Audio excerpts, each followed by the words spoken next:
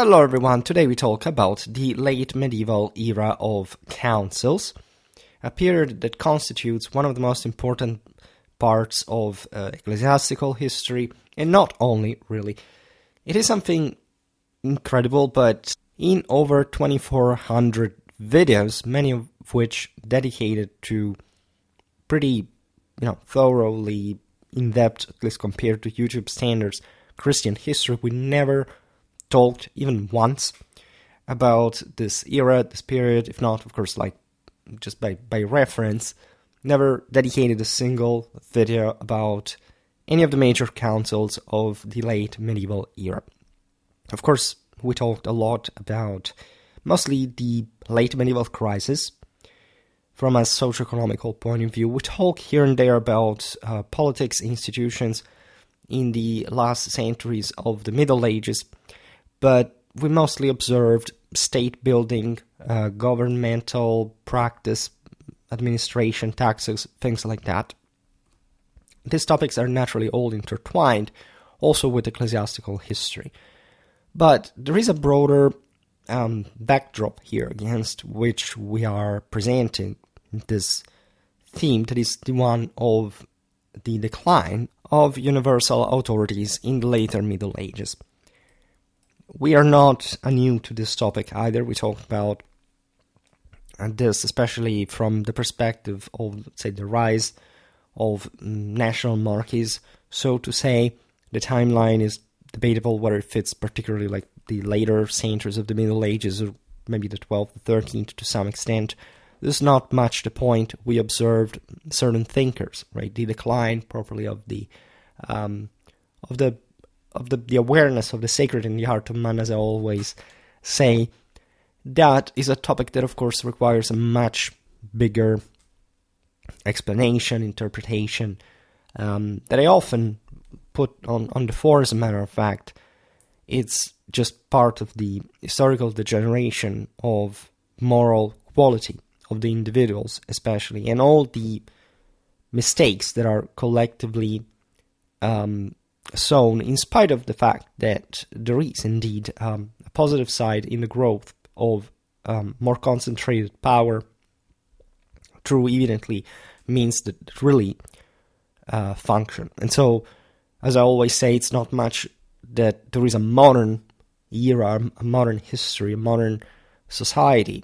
If anything, what works today, it is still traditional in its essence, yet we tend to ideologically obscure this to hide, essentially, the dynamics that, if in fact observed in the chronological reverse, would make us much more aware of how much potential we always have, but why we decide to undermine it, even on top of, or especially on top of, other achievements. Today, I will not even introduce the simple history of the various councils, right? As in-depth exploration of popes and councils across a prolonged time frame is definitely the key here to demonstrate that the political dynamics and ideological currents of the era played a substantial role in molding European culture. We're obviously referring to the Council of Constance, running from 1414 to 1418. In Germany, this one was a big deal because it fixed essentially the Western Schism, where you had a few factions, a few basically popes all claiming, in fact, the throne of Peter at once. They picked Martin V as the one true pope, burned Jan Hus at the stake for his heretical ideas, which kicked off trouble in Bohemia, as we well know, and tried to set up some rules to keep councils in check going forward. You understand immediately how much of a big deal this really is, and how much an era on its own, how much ecclesiological history we really have to address for this individual councils alone. The Council of Constance had a positive outcome. There is this very important continuation in the effectiveness of the ecumenic stance that Roman Catholicism had fully affirmed throughout and successfully affirmed throughout the Middle Ages. The Council of Constance pulled the church back together. In any case, the reform that was implied with the council itself didn't fully succeed, as we know. Of course, you can make the history of these councils together, so in fact with more like what we would conventionally or didactically call, in fact, modern age, right? Many modern history manuals start unavoidably from these councils, for example, when talking about the Reformation. But also the other way around is, of course, and actually the most fruitful in many ways. Then you had the Council of Basel, Ferrara, Florence, which stretched from 1431 to 1445, and essentially moved around, as the name itself explains, starting in Basel, Switzerland, then shifting to Ferrara and Florence in Italy. They were trying to fix the church, deal with the Hussites. They were still there, and patch things up with the Greek so-called Orthodox Church. They managed a short-lived deal with the Orthodox in 1439. You know, there is all the Byzantine pressure to actually receive Western support that the Pope used to force a sort of a reunion of Western and Eastern churches, naturally along Roman Catholicism. This is a majorly underrated chapter because mostly we remember this, say, when the Turks were at the gates, but it had been going on also spontaneously with lots of so-called Orthodox churches, including, and most importantly, the one of the Ruthenian Palatinate, right, that now was falling to basically the Polish-Lithuanian Commonwealth, and that was in fact very different, and actually the most important church, especially after the Ottomans conquered Constantinople, exemplifying the actual vitality and legitimacy of the Orthodox Church. That's the most underrated part. The Council of Basel, Ferrara, Florence gave some ground to the moderate Hussites as well, and got tangled in a power struggle between the council and Pope Eugene IV. So it was a messy push for unity and reform that didn't totally pan out either. We will understand now why this was going on and what was generally wrong after the mid-14th century crisis, right? How much politics, institutions had been damaged by this massive civilizational contraction. Although not death, not rewriting, so to say. Finally, a bit outside our current medieval timeline, except perhaps for, I don't know, our British followers that conventionally think the Middle Ages stopped in the mid-16th century. In England, from an English perspective, we have the Fifth Lateran Council, run from 1512 to 1517 in Rome.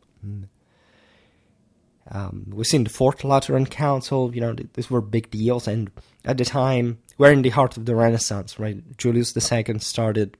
Pope Julius II started it to slap down a rival council in Pisa and tackle some church issues. So they doubled down on the Pope being the boss, made a few small tweaks of how priests behaved, but didn't dig into the big corruption issues either. And as you know here from the dates, the Reformation was just behind the corner.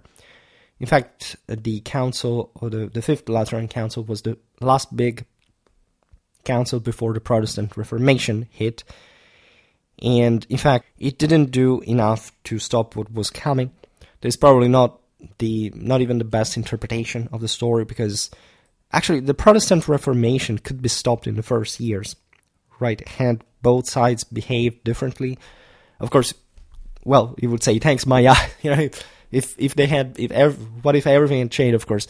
No, but I mean, relatively to the actual doctrinal issues and really specific decisions that were taken that were not really predetermined from both sides, and that could have brought to a negotiation of a better understanding, if anything, because it was just a huge misunderstanding in the way.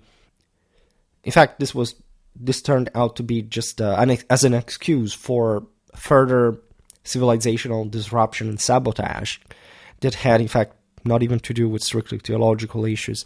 But things could have changed. And again, I plan to talk much more about modern history. We'll really have to start to talk about modern manualistic history, so that we get also a better picture of the world. We have sort of more glue to make also our military historical content from the era stick together with the previous and later eras. So you understand how big individually these three councils were, just to not to appreciate. There were other important councils in later medieval times. For example, in 1311, 1312, we have the Council of Vienne. That was essentially aiming from Pope Clement V to check a little bit Philip IV's ambitions and other issues. In any case, councils are a very important, obviously enough, chapter in ecclesiological history that we tend just to reduce to the first ecumenic councils. It sort of belittles the latter, and especially when it comes to the later Middle Ages, always applying a stigma of, but the system failed anyway to reform, and it didn't last because we know what happened in the Renaissance.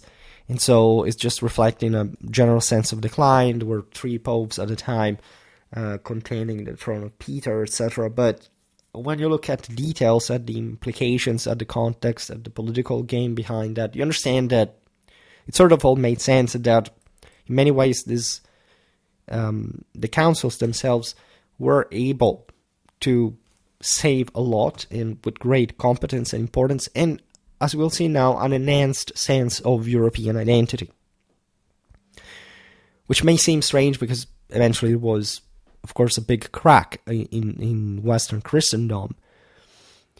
But not in a way, in fact, it would bring European countries more apart in their respective fields. On the contrary, there you start what you could conventionally call modern European international politics in a certain sense, and most of this was essentially a medieval legacy, including the ecumenic conciliary one that is incredibly underrated throughout the entire medieval millennium. And in fact, again, I don't have a playlist about councils per se, but we'll probably create it, and we have really to look at the entirety of the medieval millennium to fully appreciate their very effective civilizational impact in keeping the system together, which is something definitely you don't learn in school. It sounds all like, why were they even believing in Christianity? Like, this is basically what especially Generation Z and the later ones are basically at now, if they even pose themselves any actual historical problem anymore. Now, it remains unfeasible to establish with certainty that the notions of monarchical or collective sovereignty brought into sharp focus by the broader conflict that was playing out in these councils directly swayed any particular monarch or government. Mostly because, in fact, these were ecumenic occasions, or at least they were meant to be, to an extent, given also Western dominance, essentially, that the late medieval crisis had actually put much more on the fore the Western Christendom in the world than it may seem, even in spite of the internal fractures, like the Greek Orthodox world had become ever more marginalized and or absorbed in the West and or taken over by the Ottomans, or by the Mongols for that matter. So there's really a lot going on in the in this broader accomplishment, but also in the in fact in the regionalization within the West itself. We've explained countless times how the crisis had brought, in fact, the bigger systems to break down into smaller ones that would be more manageable in face of the crisis, and that would, in this sense, justify their own existence through the sabotaging of the higher imperial Catholic Roman standards that the great medieval civilization had maintained without even posing themselves any problem regarding the ones, for example, in this later medieval period occurred. All right, it would be interesting to explain this from also a psychological point of view or a sociological one. But it's obvious that when things go well, things are easier also to support. There's more confidence. There is a brighter outlook. When things go wrong, people turn weird, nasty, like their lesser rotten side emerges immediately. This is typical of every moment of crisis, really. Nonetheless, the council's expression announced, as we were just saying, the vocabulary of public discourse and political philosophy in ways that would become typically Renaissance in nature. They breathed new life and nuance into these concepts, even though to an ultimate end of decline, of sabotage, like of secularization and modernization of thought, missing in fact the broader point, the truly Catholic one, and made a noticeable imprint on how individuals broadly perceived legitimate power and governance, because this is what it fundamentally got down to. Like the problem of the works was the same problem of the imperium, as a matter of fact, and so the same universal authorities were called to answer why their power had shrunk, which was definitely everybody's fault here, both the ones of universal authorities and the ones that had sort of broken away and or exploited the crisis to aggrandize themselves. So surely also escaping, as it would be especially evident also during the Protestant Reform, that greater control, and so capitalizing immediately from that sort of relative resources that could now more quickly manage on their own, but in fact being exactly the countries that detach themselves from the more traditional worldview, and that where modernization and secularization brutally accelerated. And again, it's, as I was saying before, it's not even like, that I'm a great estimator of people's, like, I don't know, the English, the Dutch, just to be more specific about who sort of step further, like, not that quickly, telling the truth, because that would be also inaccurate to say, but let's say on the longer run, in a more sort of civilizationally identifiable way. It is striking, by the way, that Alderman and Major advanced the parallel between an ecclesiastical council and estates or parliament with more vigor and assurance than Dehi and Gerson had done 100 years before, resting their argument on the belief that both reflected a fundamental truth: authority ultimately lies with the entire community. And to better contextualize what it means, like Jacques Allman and John Major were theologians and philosophers active in the early 16th century, advancing arguments about ecclesiastical and secular authority with notable confidence. Allman, French scholar, and Major, Scottish thinker, built on earlier ideas by asserting that authority ultimately resides in the entire community, drawing a parallel between church councils and secular bodies like estates or parliaments. Their predecessors, Pierre Deilly and Jean Gerson, were prominent figures a century earlier. During the Western Schism, 1378-1417, Deilly, a French cardinal and intellectual, and Gerson, a leading theologian at the University of Paris, had argued that councils could hold supremacy over a pope in times of crisis, laying the groundwork for conciliarism. However, Allman and Major developed this concept further, grounding it in a broader principle that linked both ecclesiastical and political authority to communal consent, essentially articulated with greater vigor than their earlier counterparts.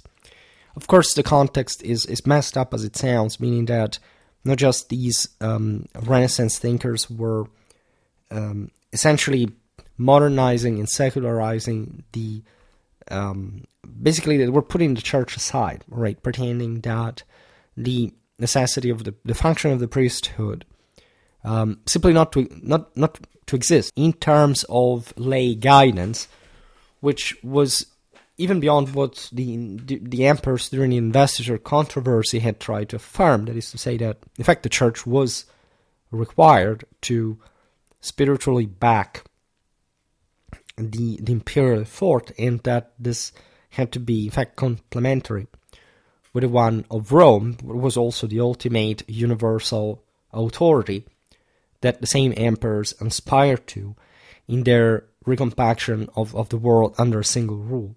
These thinkers were going the opposite direction, even something regional, local, that said, basically, we want to act as if not just the church, but basically any other universal authority was not there, just setting our own human boundaries to absolute standards, which is, of course, sacrilegious, without mentioning that the crisis of the Avignon Age, let's say the Western Schism, had witnessed this conciliaristic views already from a background that had historically, in fact, tended to already at that point undermine traditional consensus in favor of regionalistic, nationalistic causes in a moment of general collapse. So that was actually very aware of the traditional ecumenic meaning, but that were just sort of instrumentally sabotaging it for very specific contingental political issues. Gallicanism had always tried to not just, in fact, reinforce the notion of a temporal power being, in fact, autonomous from the spiritual one, but also nationalizing and regionalizing it in a way that was just benefiting one specific statal entity that also had historically not had a real universal role. Doesn't matter how powerful France had historically been. Surely the empire had shrunk dramatically before the crisis of mid-14th century, but already at the time of the Western Schism, in fact, France wasn't faring that well at all, and in fact she was also the image of that moral collapse that the same French kingdom had gone under after in fact, the brutal acceleration in modern secular state building and governmental needs of the previous generations. So it's a very big topic that can't be said, okay, well, just connect the dots. There had always been conciliarism. Nobody cared about the papacy, really. The papal monarchy was just a scam. No. This is a common modernistic mistake that, in fact, is all one with the type of education that we have received from the nation-state and, in fact, the more secularized view of history. Everybody can make the evidential history of the various councils, say that the affirmation of the papal monarchy in the High Middle Ages, the later medieval councils, the Protestant Reform, Counter-Reformism, etc. But nobody explained that. They will tell you all the story since Nicaea, right? Of all the various ecumenic councils, except nobody will explain you, because this is the picture, that will tell you everything about what, let's say, the broader issues that were occurring, throughout all this time. Nobody will actually tell you, however, why Christianity was there, what Catholicism was, that the traditional world order, the Indo-European legacy, was all Catholic since its inception, and so this is a narrative that was not just very anti-Catholic, meaning truly anti-imperial and anti-universal, and so also incompatible with most of, as we constantly document on Schwerpunkt, to the medieval awareness and beliefs, especially before the late medieval crisis. But it ipso facto undermines at that point any legitimacy of the church whatsoever. It actually paves the way to anti-Christian and ultimately atheistic explanations, motivations, even justifications of historical narrative, right? Because at that point, what kind of authority should stand on its feet, right? If the papacy didn't, even the church in general didn't, like we arrive to this day, it seems like, I don't know, Christianity is just something weird that exists for some archaic reason.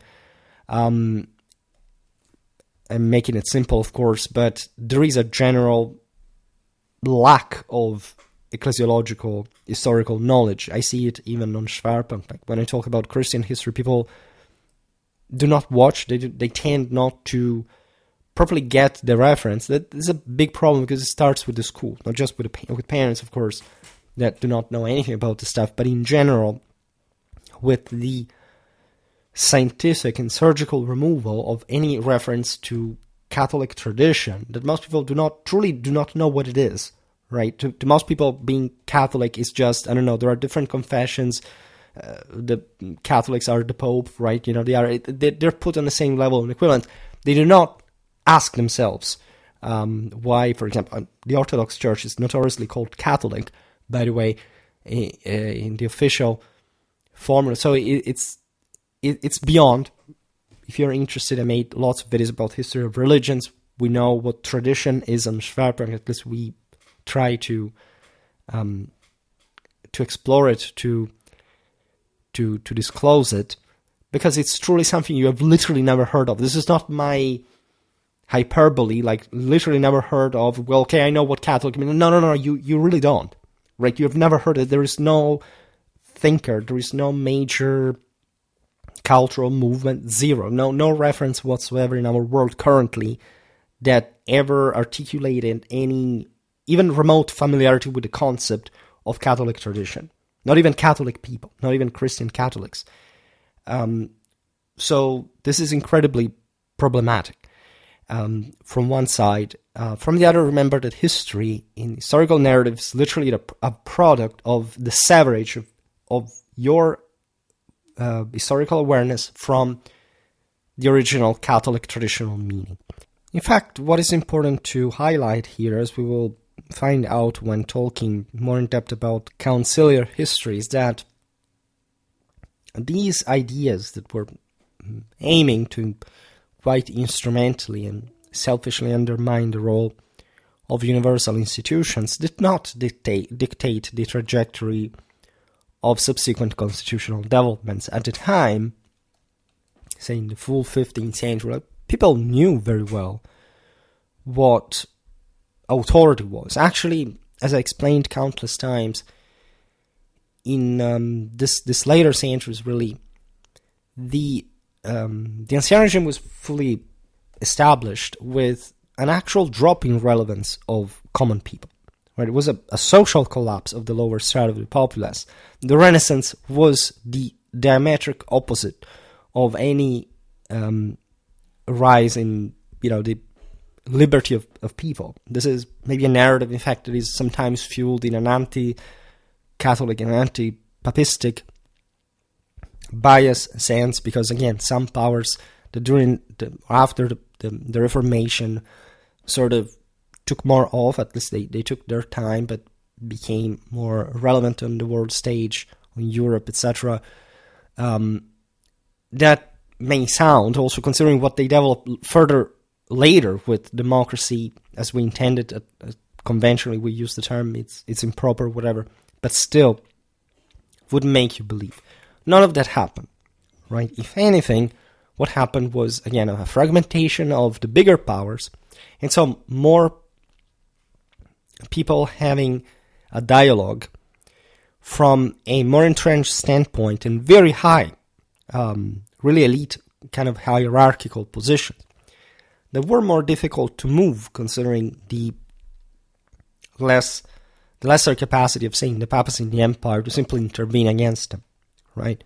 We talked about princely Germany. We've seen how the empire became something very particular, almost de facto a Germanic national state, with quite some problem to assert, like a concentrated power, by the way, in the same, admittedly pretty large geographical setting, but also pretty large country in the substance.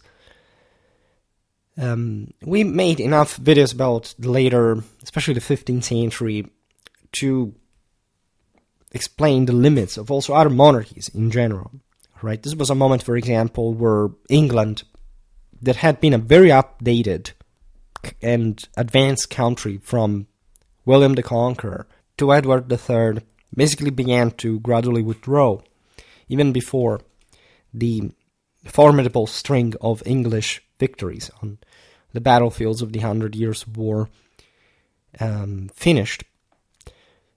Other countries, of course, recompacted on a regional basis. This is true for England, for example, too. It, as a country, was also further anglicized compared to its previous French influences, etc.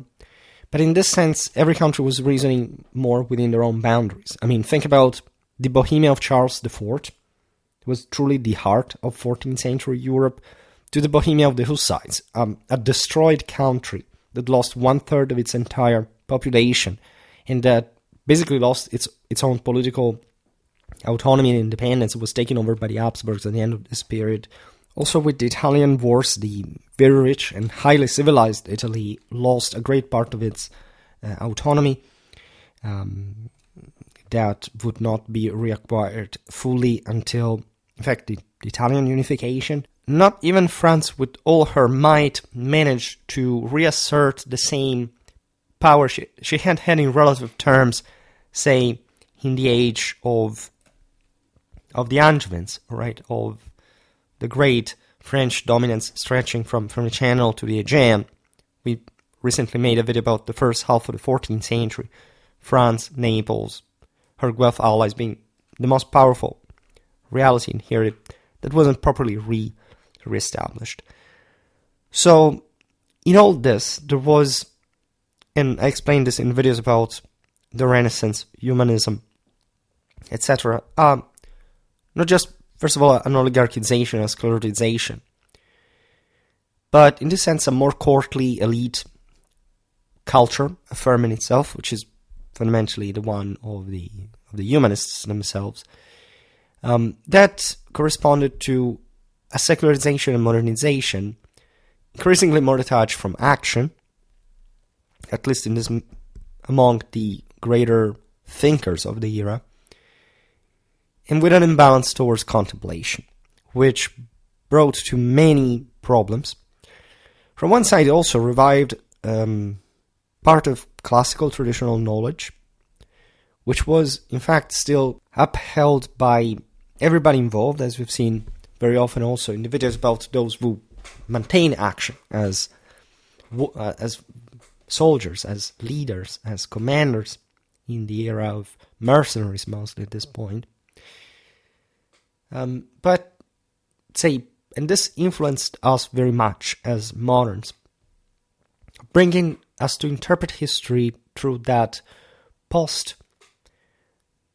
medieval crisis lens, which is an incredibly less insightful to, not much to in theoretical, conceptual terms, but in political and historical ones, right? The recovery, for example, of classical Latin, in actual, a greater revived interest in classical past, etc., was all good. Thankfully, it happened at that point, but it was also happening at the expense of criticism and analysis of current history.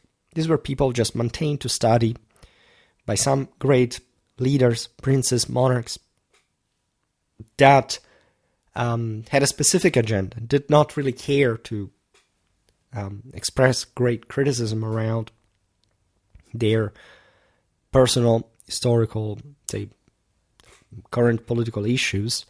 It's not like there isn't a history of the Renaissance, but it's very often much more detached from politics, from battlefield, from the side of the authors, right?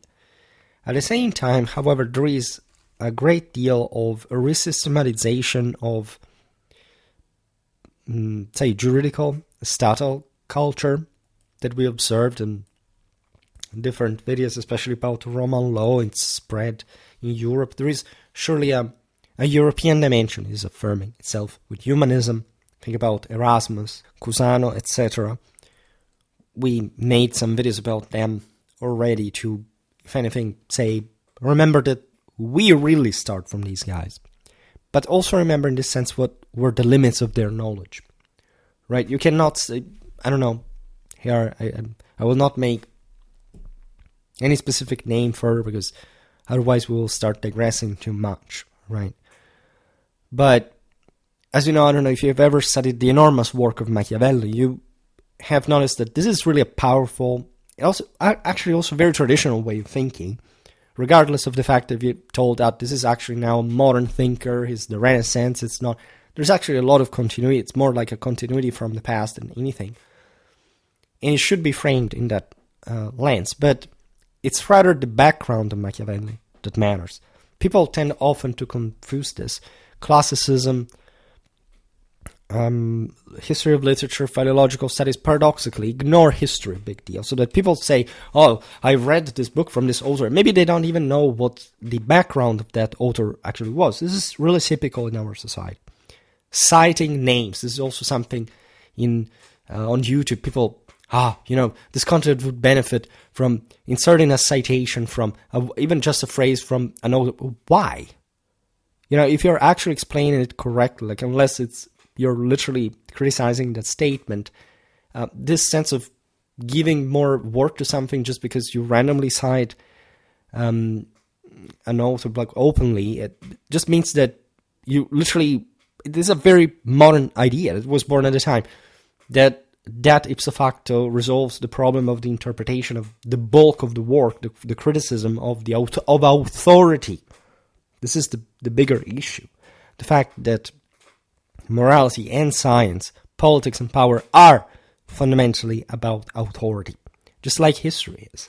It's a metaphysical, traditional notion. It's in reality, you would argue, that we explained in many other videos, and that just because some authors were sort of starting to forget that along the way, as it was normal over the centuries, it doesn't mean that reality changed accordingly to their ideas. To an extent, of course, their ideas had an influence that wasn't in fact even that idyllic in traditional terms. But it's not like tradition is a fashion that you use just when it's convenient. Tradition describes what happens all the time. It's a heavily scientific-based system and theory that fits this kind of context as well. In any case, the so-called doctores, so the learned ones, right? I am a doctor, by the way, so I belong to regarded as the foremost authorities on truth, right? It's like people today, the guy is a PhD, so he's an expert. Well, I'm also a PhD, but I'm not going to wave you my degree as if, whatever I say because I'm a PhD must be true or must be correct. I know so many PhDs that, say plain BS, right? I try to make points just properly explaining the issue. That is, to me, what a doctor in the Latin etymology of the term actually does. At the time, it was in many ways a matter of authority. As I was saying before, even the Reformation was a quid pro quo basically between Luther and the Roman Church to an extent, because both were standing their ground in ways that did not help settling the matter, regardless of reason and truth there. And so there is an element of sin that was really proper of that era, right? That was in the cultural fibers of that world. Ever more self-referentially severed, paradoxically, ever more in contact with the outside, but not qualitatively leaving with that outside.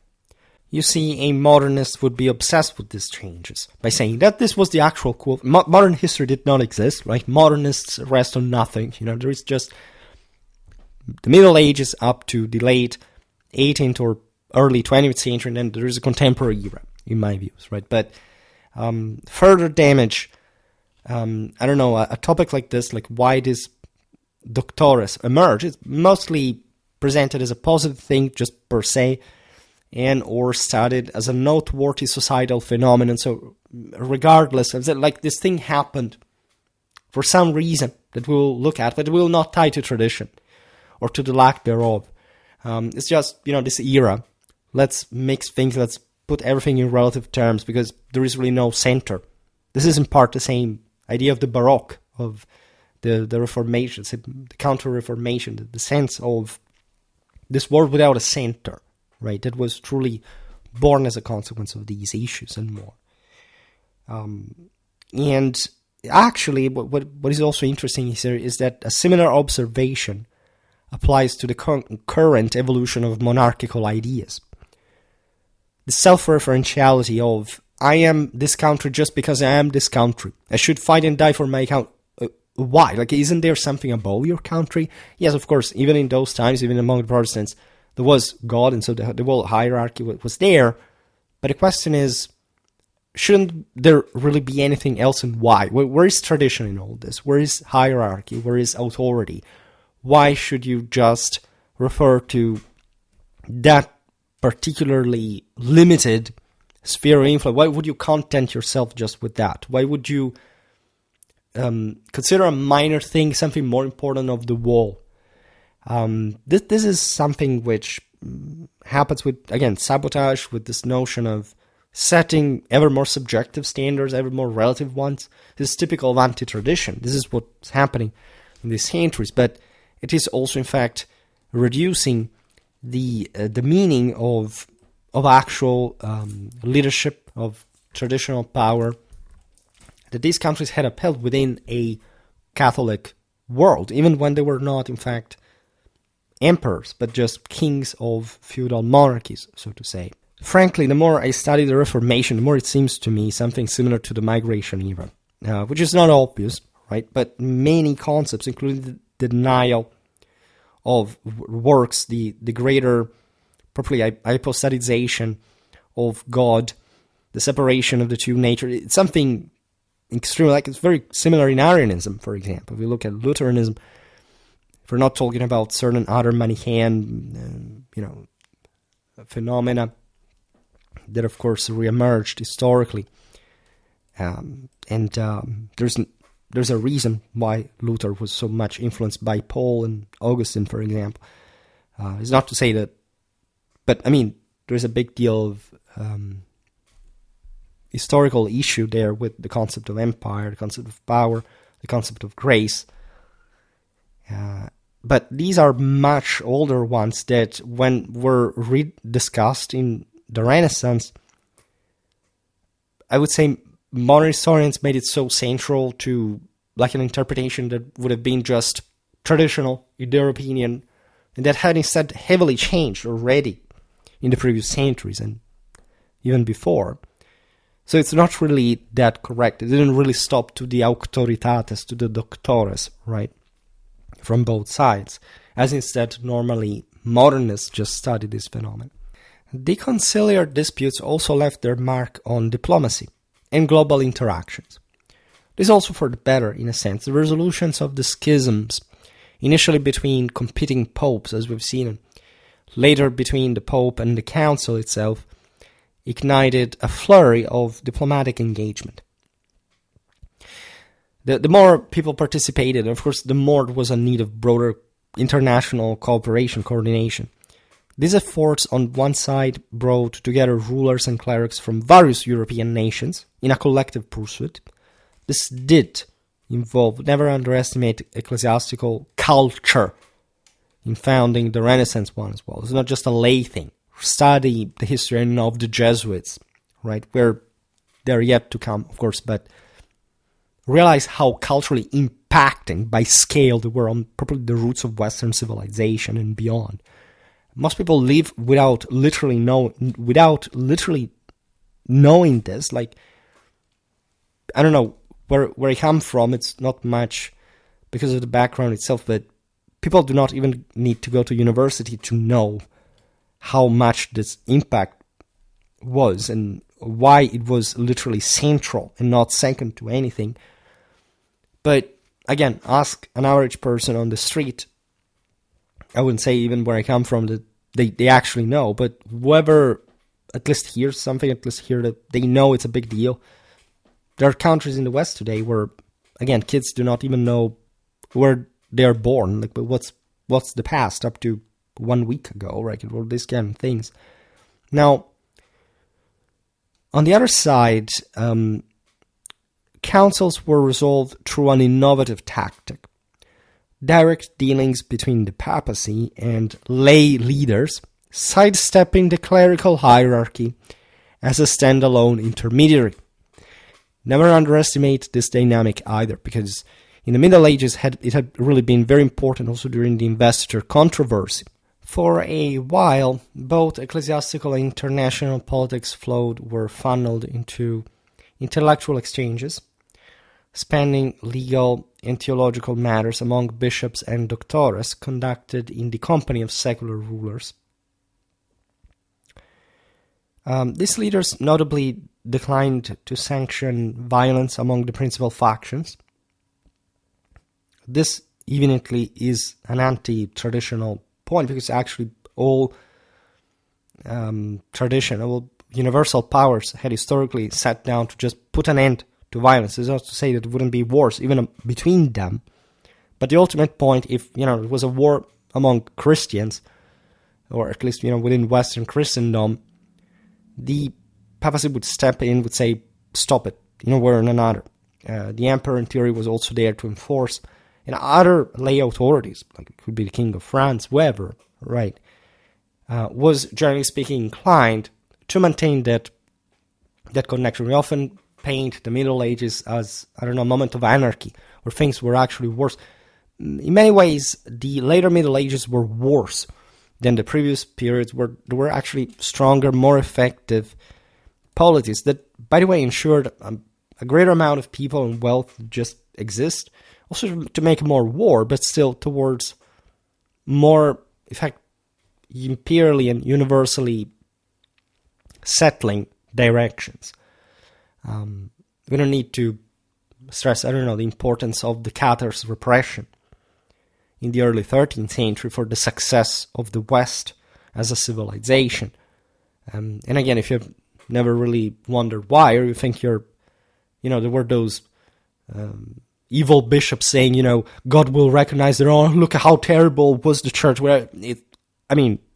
man, seriously, you literally have never received even an elementary notion of what the history of the church is, but even just theology or pre-Christian religion. It's not a thing. Nobody in the historical field reasons, at least in the way that there wasn't a very specific legal logic to that, and not just one invented out of a whim. And one, in fact, should study medieval politics, institutions, law, to understand why things happen, but even more traditional religion and what it means and why it's there. If you don't even bother yourself to do this in any serious way, buying a book, reading a couple is not really the way to do it.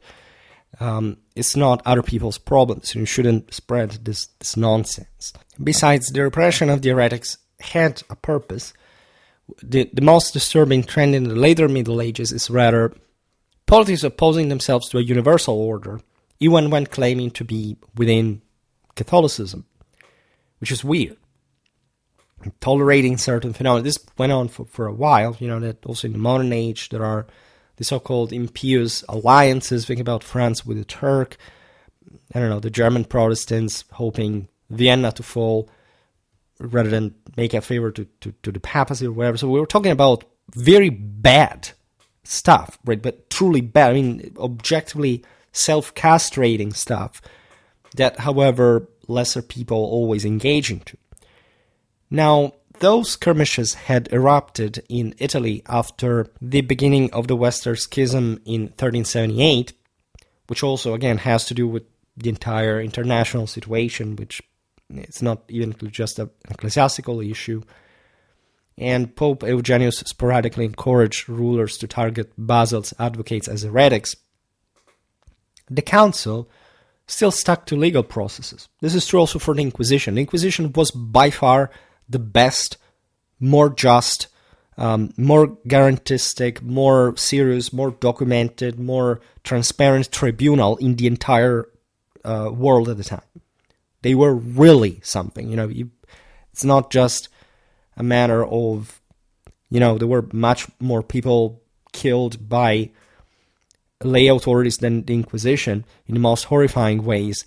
But aside from all the fact that people really strongly backed the Inquisition, there is no comparison in living, in 16th century Italy under the Inquisition as well than,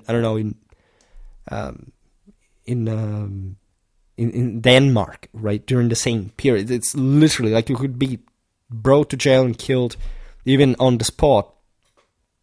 In the latter cases, like cardinals in Rome laughed at the idea that, we burn a woman at the stake as a witch by that point. In New England, they were still doing that in the 18th century. So you should really understand what was the radical difference that existed in culture, in development, and in much more between different parts of Europe. This is not even to say that, of course, there were different parts of Europe in terms of development, right? England and the Netherlands historically were not, say, Scotland and Hungary, just to say. Just like, Italy is not Spain, and Catholic Germany is not Catholic France, right? So there are differences of that kind, but at large, there is no doubt that, especially at the peak of Protestant spread, there is a very clear map of Europe. That is to say, basically the least developed countries, the ones that have more issues locally, are Protestant, right? And the more civilized part of Europe is Catholic. This is a notion that still, I know, it's perfectly fine. I say it all the time because otherwise it seems that I hate just the countries that are historically Protestant just per se. This is not the case. I'm a great admirer of Anglo-Saxon culture, but really, in a thorough sense. But there is no doubt that, it's way more likely not to have the pettiest idea of what I'm talking about if you come from that side of the aisle than my own, except, in general, this is also a matter of just difference in development of historical knowledge. I know many Anglo-Saxon scholars that are, of course, crystal aware of this also because it's the mainstay of historiography. So I don't really have to blame national cultures here just per se. But it was a bit the problem at the same time. And by the way, just for a bit of context, following the outbreak of the Western Schism in 1378, when rival popes emerged in Rome and Avignon, Italy experienced, we've seen it also in the videos about the condottieri, the free companies recently, periodic wars that were in part driven, of course, by the competing papal factions and their secular allies, especially. These, you can call them skirmishes, but were also pretty more serious things at the time, involved local rulers and city-states aligning with one pope or another, resulting in intermittent violence rather than sustained warfare. By the 1430s, during the Council of Basel, Pope Eugenius IV faced significant opposition from conciliarists who asserted the council's authority over the papacy. So Eugenius sought at that point to undermine Basel by encouraging European rulers, such as the Holy Roman Emperor and the French king, to treat its supporters as heretics, though this was more a diplomatic maneuver than a call to widespread violence. This is not what could even be attainable, especially in times like this where it had become ever more costly to make war. We're in the aftermath of the Black Death. It's a terrible moment in general. Now, despite these tensions, the Council of Basel, in fact, adhered to legal and procedural methods. There was a civilization behind this, right? And it's a heavily Christian in European civilization, issuing decrees, engaging in debates, and asserting its legitimacy rather than resorting to force. Right? It's not like the world went crazy overnight. It didn't happen. We're still talking about a very advanced civilization that, by the way, takes as if, the plague is this massive flu, feels weak for a long time, but it's still the same organism and has also a hell of a lot of antibodies to withstand that crisis. Eugenius eventually relocated the council to Ferrara and then Florence, while Basel persisted, even electing an anti-pope, Felix V, in 1439. So you understand even here, the existence of multiple popes, often described as this was the the lower end, like the worst moment in church history. Look at how they had reduced themselves to the hypocrisy, 3 popes, how is possible? Well, if you do not get what was even happening behind them, like how could you even express such a judgment, and how would the papacy actually get back together? Not, of course, without wanting, in any case, to have, 3 popes at the same time. They all hated each other, of course. They were not part of a broader scheme. So this conflict remained, by the way, a big deal. We're talking about the Western schism because, again, different countries aligned, as you know, different ways for different reasons. So that it remained essentially a protracted struggle over authority, resolved more through negotiation and ecclesiastical maneuvering than military action, because Europe could not simply go to war against one another. It was properly impossible, nor there was any need for it. And so this should make you reflect on the meaning of these political postures, on the basis also of the convenience, and so what was sacrificed in terms of universal culture, and so all the issues that this represented as well. But no brutal, iron-fisted, bloodthirsty, sort of evil.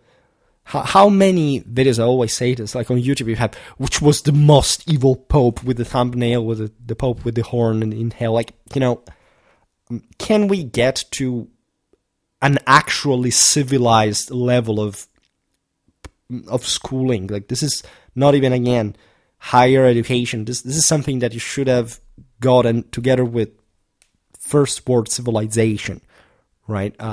It's a problem if you don't have it.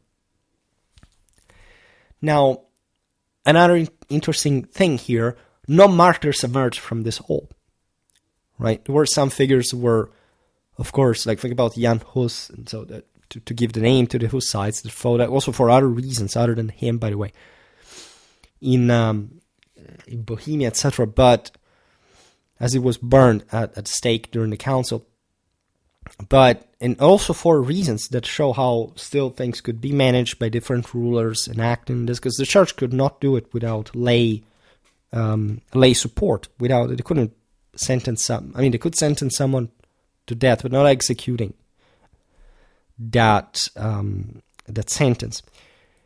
And in all this, there is no such thing like 1 century or less before the Reformation, and someone saying, "Oh my God, these guys, were killed, were burned at the stake."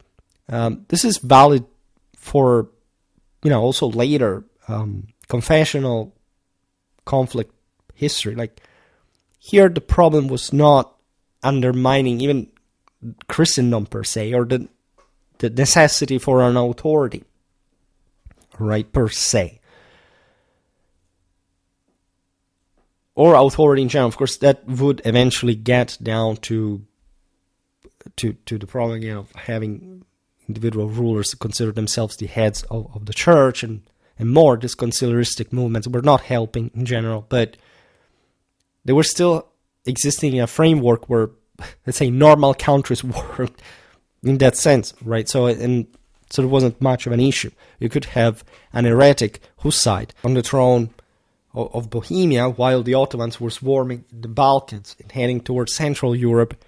In fact, the same George Podebrady saying, let's not concentrate on internal struggles among Christians. This is to say, never mind that I'm an heretic on a throne. Let's unite against the Turks. Of course, he didn't do much on his own, but you understand how, in this sense, instrumental this rhetoric was. And the rest of the West sort of worked normally in terms of temporal and spiritual authority, regardless of this increasingly conciliarist postures, this sort of more nationalistic stances against more universal authorities that were, however, still recognized as such. And in fact, this should be, in general, like all these events, should be interpreted as groundbreaking and progressive, intended in a negative sense, of course, towards ecclesiastical disagreements, because this is literally what had happened. Like, if you keep eroding, and you can't whine because things collapse, right? You're guilty for it. And so for a fleeting moment, this issue positioned international affairs within a distinctly ideological framework as well, which was dangerous, because if there are different popes, like in this case, each one is saying something different, as it's weaponized by particular powers, was the ultimate authority. It's worth noticing that all the powers that were essentially trying to sabotage the higher authority were trying desperately to reinforce a single authority in their own countries with ever more, as we've seen, oligarchic and frankly authoritarian regimes. So it's not that much of a positive thing indeed. The emphasis on convincing through debate stood out as a unique and, in this sensing, pioneering strategy for handling crisis, which may seem, of course, like a civilized thing, which we surely should owe to Western to the West at that point. But it's this chit-chat, like, there is a massive issue ongoing, and all you think about is, let's see the perspective, let's see it from our side. Everybody knows what you're doing, and you're sabotaging the system, point, right? If you apparently don't take sides, which you actually always do, in covert, you're actually very well aware of the consequences of it, so it's going to be on you. There's also the problem of the corruption of the church, and it's not to say the universal authorities here are to particularly praise, because they were the most important ones. If they lost power, traditionally it's on them, right? So this is valid for everybody. It's not other people's fault if things go wrong. At least they are, but you have the same power those people have to change, in theory, everything in absolute terms. And if you don't act, it's still because you are too weak to make it happen. And even if you know what's right, you don't have the determination to make it work at the end of the day. While rhetorical finesse was not overtly honed, the scholastic and legal practices of citing texts, engaging in dialectic, were directed toward a tangible political dilemma that substantiated itself exactly on the backdrop of this general moral collapse, right? Because if you want to start to see pigs flying and making it a point, you can write all the books you want on it, right? And you can mud waters in that regard, but it's not like pigs are actually flying. And why are you even saying that? And it did come from, you can't say it came just out of ignorance. Especially at this point, there is always evil in ignorance. If you don't see the truth, what is left is just the most basic instincts that are the lowest, fallen, sinful ones. And so each ignorance, unless it literally does not take any stance, does not pretend to think or know what or do, like what is, what they cannot explain, what they know, it's actually supported by their own evil, cannot really be tolerated as, I just didn't know, all right? If you succeed in anything, there is an element of grace to that, because otherwise you wouldn't even exist. You would be dead without life proper. There is no grace. But the point is, in fact, everybody, there was an organism, a structure here that was increasingly being shattered by just the events, the resettlements of the era. The methods of debate honed in universities where most attendees were educated were implemented in royal courts, at the councils themselves, as was typical, really, an occasion of debate, of rhetorical display, and in national and partially international gatherings, like, for example, the Reichstag. So, in the later Middle Ages, you have more neatly defined institutions that basically are run by the establishment. They're for fewer people, they get better educated than the others, and just partake this broader political institutional work, right, activity. This, as we explained, stemmed from a previous culture. Of course, we should discuss how university culture, for example, changed during the late medieval crisis. We're talking about very high-level education, but still, again, some cultural characteristics that we highlighted before were creeping in. in or reflecting certain institutions. By the way, even the regulation of certain university centers, foundations, development, etc. was coming less, right? There were ever more lay-founded institutions that were functional just to those local interests.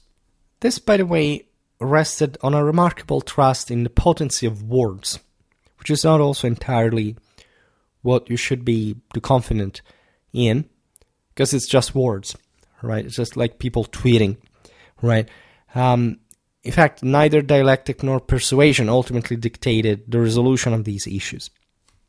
Ines Silvius Piccolomini encapsulated such Italian sort of pragmatism against, in fact, this notion of overly concerned rhetoric, which was also interesting from the country that was developing the finest revival of rhetorical studies, with his quip that, quote, only a fool believes princes are swayed by volumes and essays.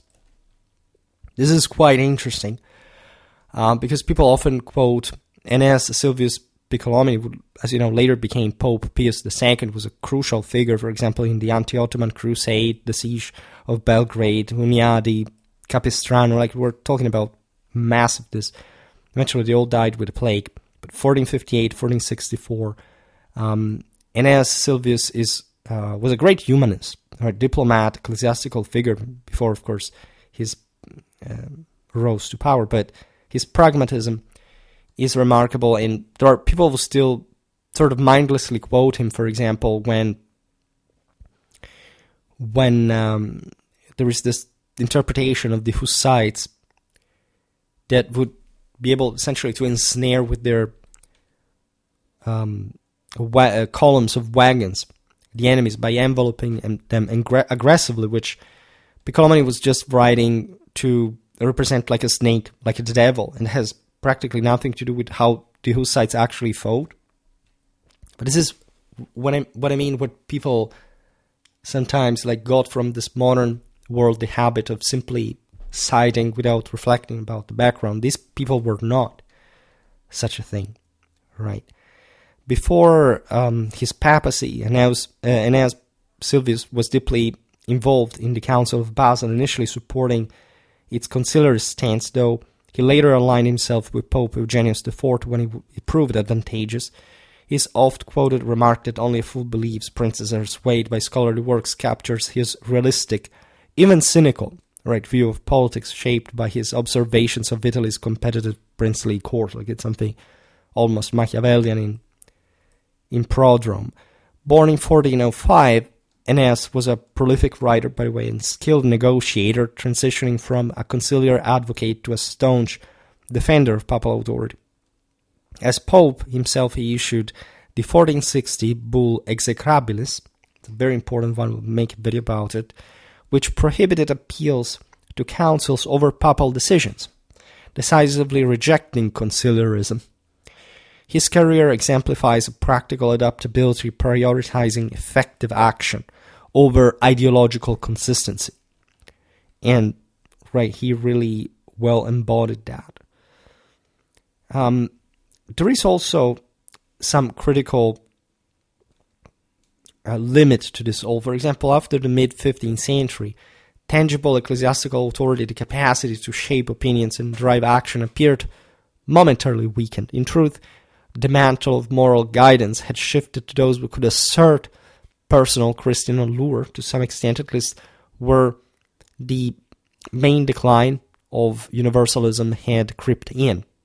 Right? When you think about people pairing, for example, a reputation for insider scholarship, the doctores essentially, whose sway grew with the rise of printed texts, well, you have figures embodying both traits like Savonarola, Erasmus, or Luther, who possess extraordinarily compelling authority, at least on the many people who follow them.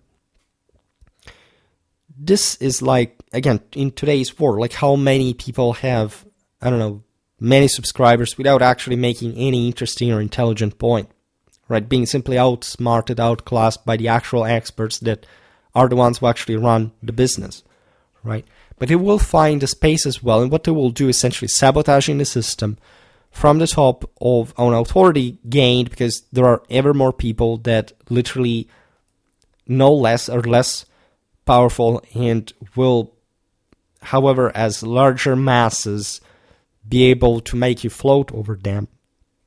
And so conferring you, at least quantitatively, that altogether that relevant force, to say the least. So that words, doesn't matter how misguided, can be that powerful weapon. In contrast, the tangible power to overhaul the church at a time, like say mid-15th century, late with secular leaders as well, the conciliar movement might be viewed as an effort to re-envision the res publica Christiana and the Catholic clerical framework as it had functioned since Constantine or earlier, along lines diverging from the papal dominance entrenched since the 11th century. What I forgot to say before regarding the more direct connection between higher lay and ecclesiastical figures is crucial here, because if you even took Luther, like how relevant was he in the hierarchy? Not much, right? They properly, the papal curia said this is just like a weird stuff, like the many that happened for theological issues without consequences among German monks, right? So, but this is also partly the issue, like a more societal clash. The notion that if the system becomes more elite and more oligarchic, it's also more sclerotic, and so the foundations are more fragile, at least the higher this building is. And so there is all a sense of grievance from the lower estates towards the top authority, because they feel like the gap between the two has become too much.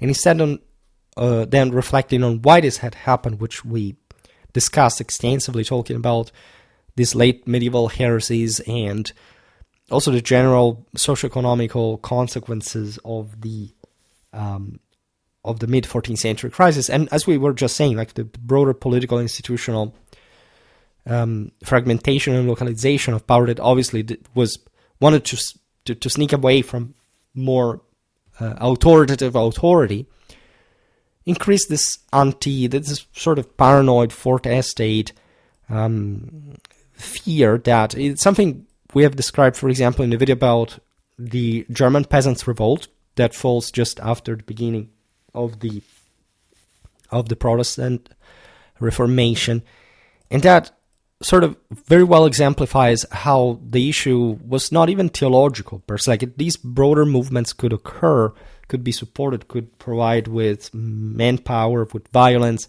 very often again senseless one. Like the peasants were put down like animals, as a matter of fact, in all these late medieval revolts.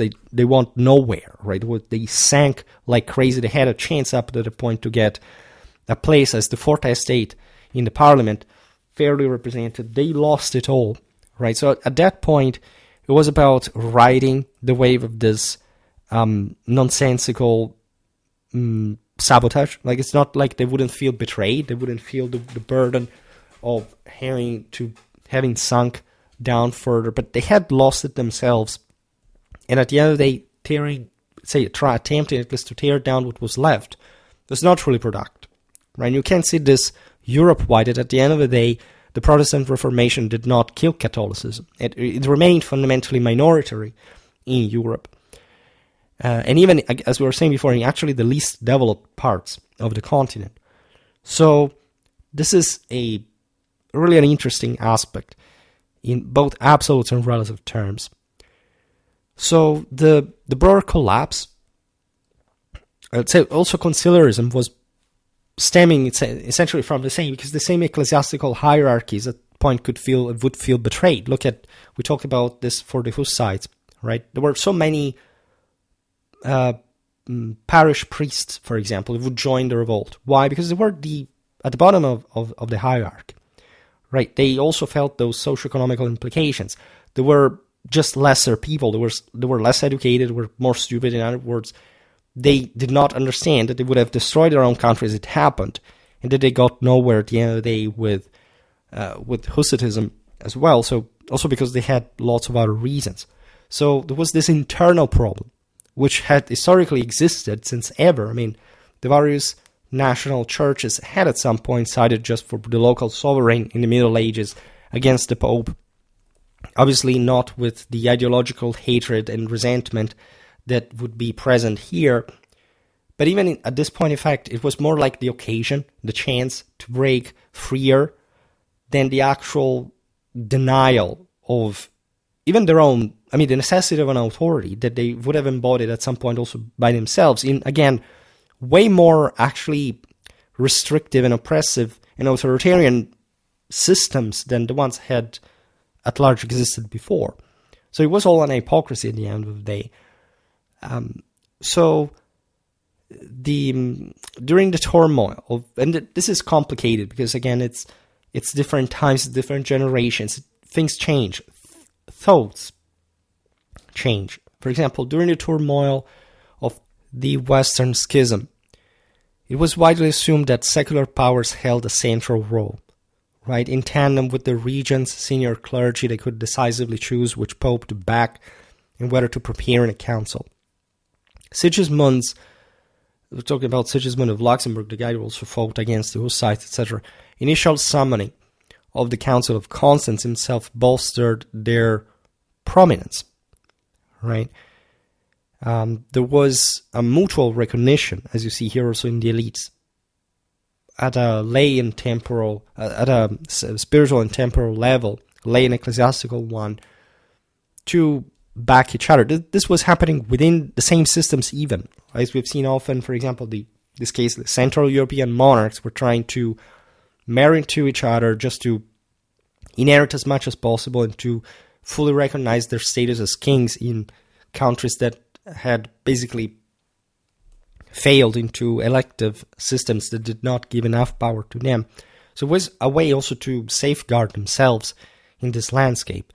And the council was something similar, just per se. It allowed the various instances to be presented, to be lamented, etc. But it also was a setting that reinforced the need for a universal approach to, in fact, Catholic solution.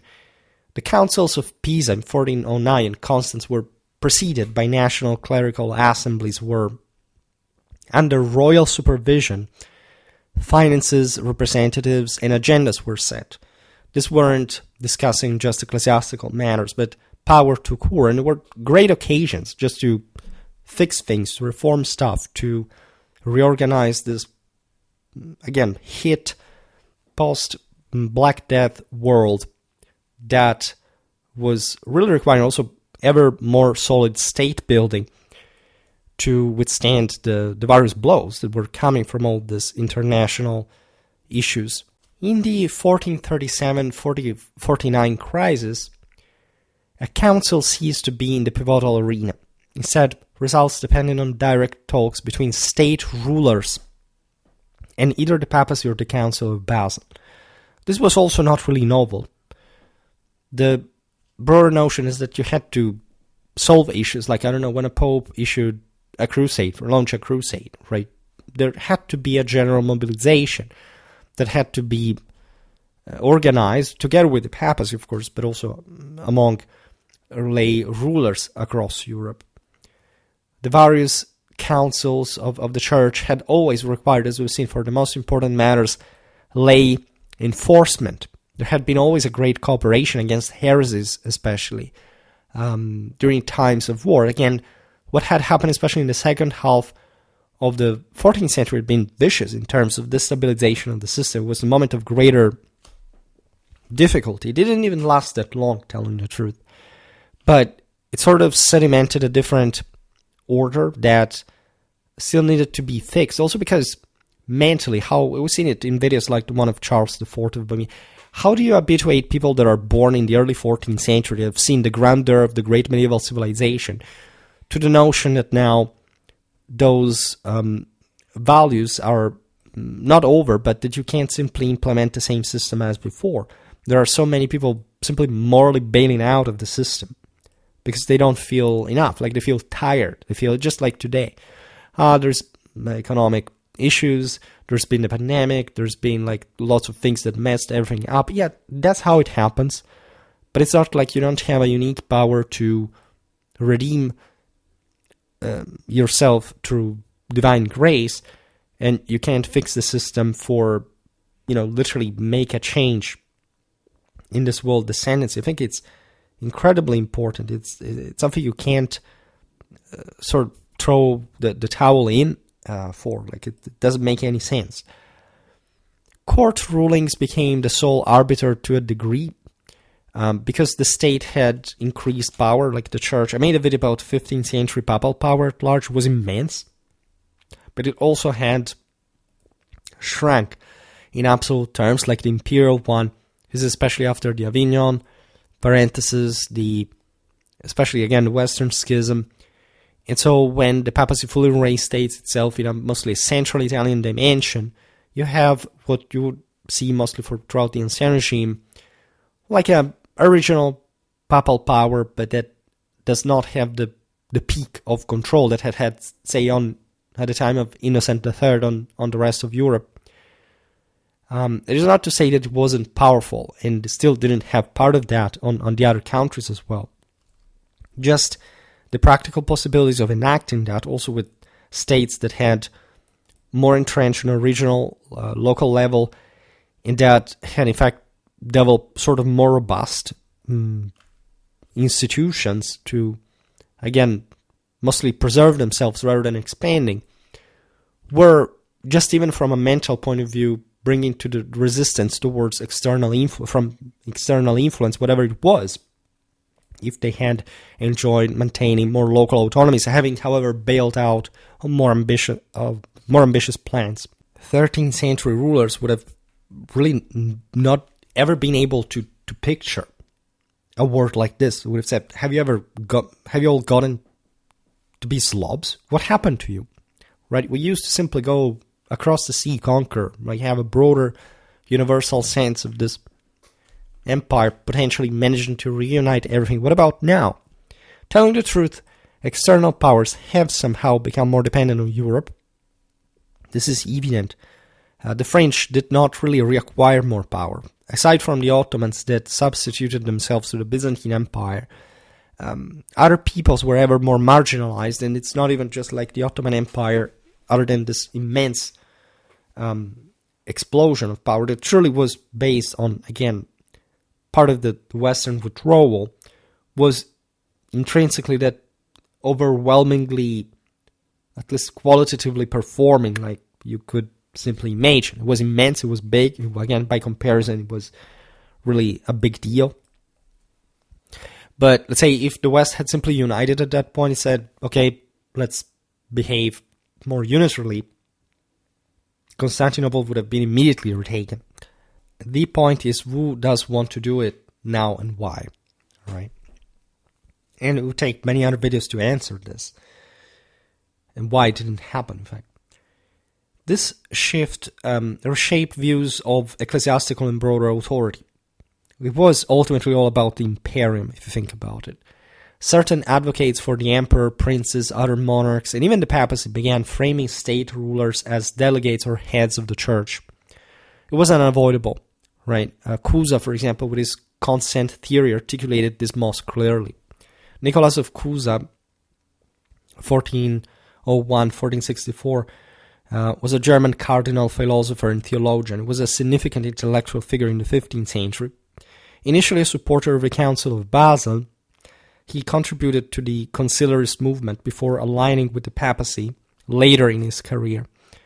His most notable work, the Catholic Concordance, for very meaningful title, 1433, articulates his consent theory, which posits that legitimate authority, whether in the church or the state, derives from the consent of the governed community. Cusa argued that rulers, including emperors, princes, and even the Pope, function as delegates of or representatives of this collective will rather than possessing unilateral divine mandate. This is dangerous, as you understand. While he maintained a hierarchical view of governance, his theory introduced a nuanced perspective. Authority is essentially validated by the agreement of those it governs. This idea resonated with advocates for both secular monarchs and the papacy, who sought to frame rulers as custodians of the church, though Cusa's formulation stands out for its clarity and philosophical depth. His later shift to papal support did not diminish the influence of his earlier writings on subsequent debates about power and legitimacy. And this is exactly the problem, and this is a bit like when today you have people have been liberals all their lives, and suddenly they turn conservatives, and just for some sort of equally Manichaean reason, and they actually do not get it, right? They maintain the same exact wrong ideas of thought, just switching side for convenience and or for, say, highlighting certain aspects of that they had. Now that they understand better, but they are not able to fully frame in a broader picture. Here, saying that every ruler, including universal authorities, are in charge because of the compliance of their subjects, that basically enact the power as they are, however, still mandated by the divine medium that the authority is in fact lacking the entire latter part in Cusa's work, right? It's the sense that this is very problematic also in terms of grace, like how can people simply delegate that, right? They will do it partially on their own, but it's both things at the same time. And the need for a head, for unity, for the uniqueness of command in tradition, in the empire is crucial, is fundamental. You're weaker if you are awaiting for this kind, if you're at least putting into the heads of people that it really depends on them, it's not about the authority. The authority per se is not delegated by God. You can decide whether that's not how it works. That means that you will actually be able to give less and less power to authority. And this is the same, because you're not deserving it yourself, and the same authority is not making you see how it should be, right? So it's a collective, as we were saying, it's both sides' fault. Arguably, it's even greater the fault of the higher authority, because they are the ones who are called by God to be above. But this is exactly, in fact, what is being taught here, that it's the other way around. And so this is quite self-centered and disturbing and narcissistic. Like, it all depends on me if there is an authority. It's not the human standard that decides. It's just God that decides, all right? In terms, like, you can rise yourself to God's level, but only through God. And works do exist, and this is perfectly compatible with free will. It's the same thing. Free will and determinism, or predetermined outcomes, are not mutually exclusive in the Catholic tradition. What, in the sense, the heresy does is also the same, is simply removing one piece, right, and making you think that the two things are in opposite terms with one another. They aren't. And by making you think in those terms has already gotten you in that incapacity to understand how the system corporately and hierarchically works through divine grace and the imperium, the victoria, and so on. So it's really also a very similar idea to what most people think today. Like, but it's like the sense we come before who governs us. Like, what do you think who governs you comes from, or why is it there, right? Or do you think that if Wiz at the top is so evil, you have nothing to do with that? That is a very serious problem with what should be a fully developed human being, right? Besides, this theory contradicts the doctrine of the two natures, right? And tends to hypostasize further distance God from intervention in human affairs, and in fact, diluting the importance of works in grace. It's not surprising that we arrive to the Renaissance and the Reformation with these kind of ideas. Cusa is just one example, right, of Catholics who everybody was Catholic, arguably, aside from specific heretics. But let's say you see how the germs, like the seeds for this evil, were spread even from sources that were, again, a very high profile within the system. This is how it really starts. It starts from lack of standards, ignorance, evil, right? The knowledge that you have to make justice for what? For a human standard? For a fallen standard? The doctrine of the two natures is very simple. God is perennial. we exist just as a sort of reverberation of that is our fault for existing and not being fully united in God. So technically, whatever our standards are worthless compared to God, unless, again, there is always a spectrum between full being and non-being. We are somewhere in between, so we're not completely worthless. Otherwise, we would give too much importance, in fact, to the idea that works, in fact, do not, because it's the same Protestant argument, right? Instead, this is the problem. Works do work, as a matter of fact, and acknowledging that forcefully acknowledges the role of authority in that, which is something you should simply pursue. And here, again, for whichever reason, the notion is always the same. People are paranoid of authority. They may recognize it's not fit, they may have problems with it, but it's not like people below are better than who is above, right? This is a deep nonsense, because if you were better, you would take over. This is what tradition actually says. So by the Council of Pisa-Lyons, we are in 1511, 1512, the picture sharpened further as the French monarchy, distancing itself from its own initiative, settled matters via concordat. We're in 1516. Think about these years. France seems all the Catholic powers are, but it was actually pursuing a very aggressive Gallican policy that, as you know, would bring to huge issues also in a few generations, as we've seen in the war, in the video about the wars of the confessional wars in France. They were terrible. I mean, at some point, the same Valois were pondering whether to convert themselves to Calvinism even, right? Fortunately, they didn't do it, and we all thank France for having remained Catholic for that matter. But at the same time, there were, as I was just saying, enormous issues if you arrive to that point. And we all know what France was doing, how unprejudiced she was. But at least she had a hell of a power that evidently mirrored some merit as well. So, needless to say, the dynamic between Rome and Europe had evolved say, in the second half, like if we stick to the Middle Ages, in the second half of the 15th century, vast territories and certain rulers became estranged from or apathetic towards Roman control. I would say even more hostile, like antagonistic, or at least passive-aggressive, like touchy, like having the sense that Rome was more an hindrance than a necessary traditional legacy.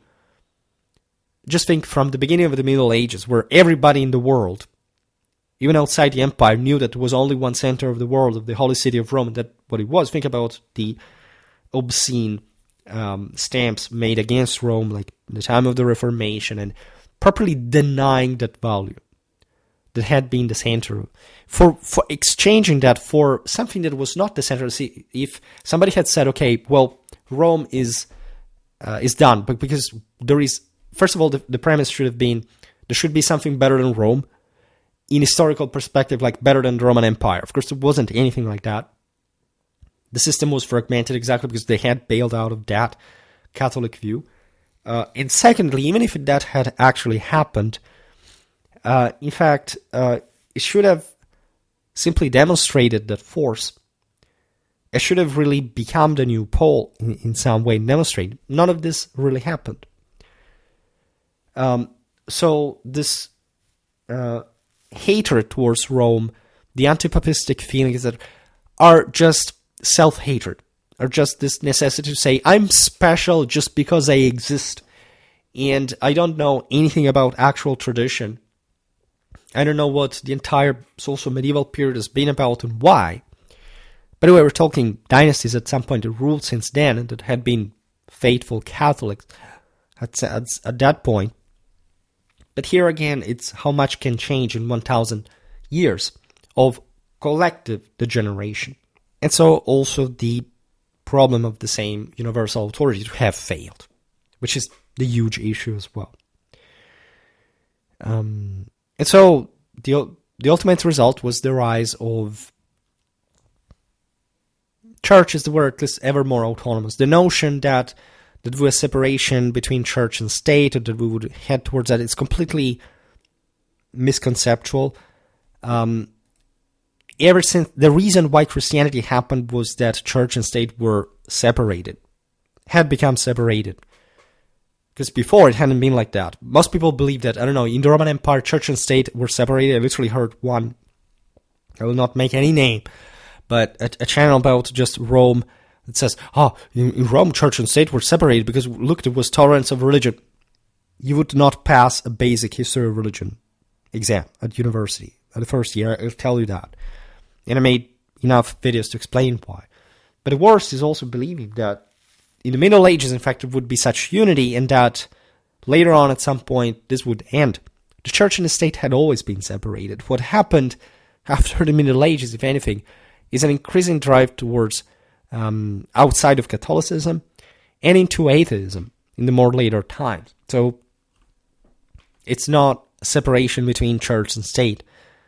It's something very different and much, much worse, even at least as a stage of development. So the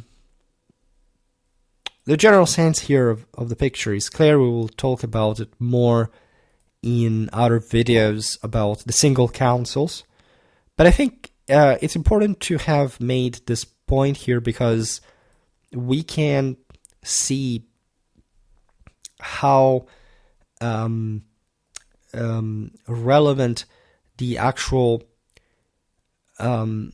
background, even to the single episodes, really is, because you can't even treat these councils as just the evidential history of the same, what happened there, what was decided, etc. Even talking about the relative context, but it's important to have a bigger picture. So I hopefully have provided enough of an introduction to a topic that, again, I've oddly and terribly never discussed on Schwerpunkt. That instead we really have to quickly make up for, because it's so central. I'm feeling a bit better. I told you the other day I had COVID. You can hear it from the voice. But I thank for all those who wished me better health. Like, I just had a couple of days of tiredness and cough. That's it. And we continue with this. So for today, I stop it here. I just hope that you enjoyed this video. If you did, please share it. Otherwise, leave a like or subscribe to my channel if you're interested in my upcoming content. As always, I thank you heartily for listening to me. I wish you a nice time and see you next time.